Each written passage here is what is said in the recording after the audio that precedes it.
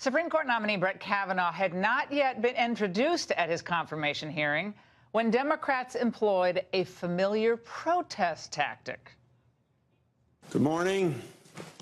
I welcome everyone to this confirmation hearing on the nomination of Judge Brett Kavanaugh. Mr. Chairman. To serve as Associate Justice. Mr. Chairman, I'd like to be recognized for a question before we proceed. First in the 2020 candidates went Kamala Harris. Oh, my goodness. Despite the fact that the Democrats were furnished with more documents about Kavanaugh than the last 5 Supreme Court nominees combined, and despite the fact that senators like Richard Blumenthal have already gone on the record as saying they're opposing Kavanaugh's nomination, well, of course, they claimed it was all about needing more documents. Mr. Chairman, I move to adjourn. Mr. Chairman, we have been denied real access to the documents we need to advise. Mr. Chairman, regular order is called for. Which turns this hearing into a charade and a mockery of our norms. Wasn't it funny to hear him say turning into a mockery of our... Of course, no episode of the Trump resistance would be complete without some of those protesters you heard in the background. And they were going off like timed fireworks in a tedious spectacle. Shut this hearing down now! I urge you to shut this hearing down! President, a threat to our democracy. Indeed. Mr. Chairman, I think we ought to have this loudmouth removed. I mean, we shouldn't have to put up with this kind of stuff. I hope she's not a law student. There were 63 interruptions in the first part of the hearing today. Seemed like it was like 263 to me watching it. And here's what you need to know. These were not random events. They were part of a coordinated campaign of stunts directed and staged beforehand by the Democrats. I'm reviewing a tweet from NBC that said Democrats plotted coordinated protest strategy over the holiday weekend. All agreed to disrupt and protest the hearing. Chuck Schumer led a phone call, and committee members are executing now. Mr. Chairman, there was a phone conference yesterday, and I can tell you at the time of the phone conference, many issues were raised. One of the issues was the fact that over 100,000 documents related to Judge Kavanaugh have been characterized by the chairman of the committee as committee confidential. Well, it's good of Durbin to confirm what we all knew. This 90-minute bloviation session at the top of the Kavanaugh hearing was just clunky choreography. It was meant to fluster Republicans and, more importantly, to mobilize the party's left-wing base. In other words, it's all about the midterms. They're not going to defeat Kavanaugh. He's going to get confirmed. They know it. We know it. But the truth is, this is all the Democrats have. They're now basically just the party of wacky protests, silly sideshows, and goofy stunts. They have no governing agenda or a cogent argument. They can't run against a thriving economy or record low unemployment or booming consumer confidence. So feigned outrage is all they're left with.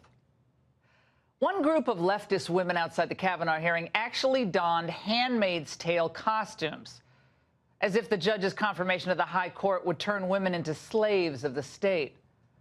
I know, I looked closely at it. It looked more like a high school send-off of, I don't know, Little House on the Prairie. It was really stupid. Got to get a new costume department. Among the protesters scattered through the hearing room was a familiar face, leftist activist and professional rabble-rouser Linda Sarsour. You'll remember she gave that very understated talk at the Women's March right after the inauguration. I will not respect an administration that won an election on the backs of Muslims and black people and undocumented people and Mexicans and people with disabilities and on the backs of women.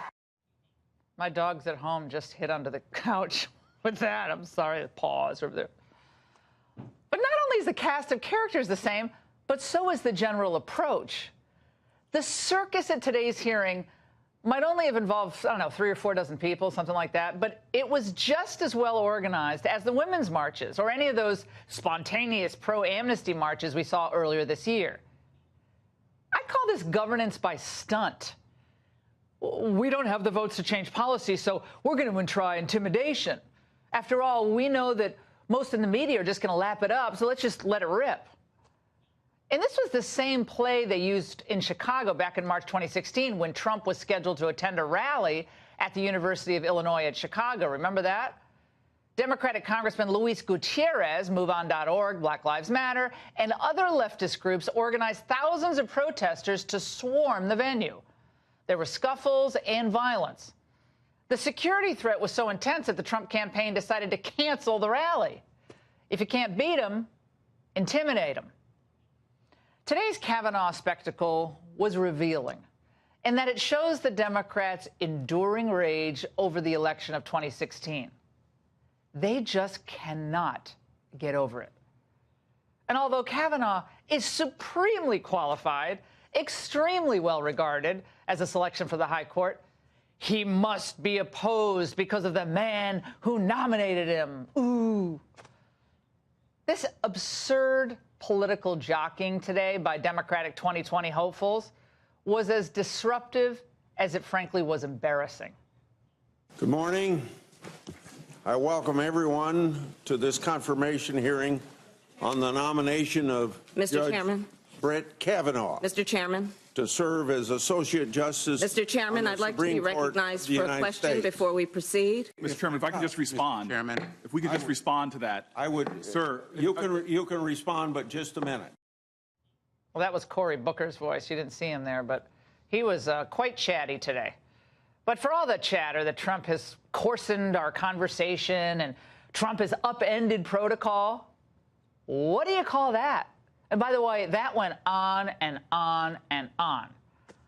I was thinking about it today, though, you know, as they've done on college campuses and so many other places, walks of life today, the left is destroying civility and sowing chaos. They're doing it throughout society, as I think most of the rest of America is just working. They're too busy for protests. They got to put food on the table. If this is how the Democrats conduct themselves at what should be a sober hearing for one of the most important posts in the land, imagine how they'll govern should they gain a majority in November. And that's the angle.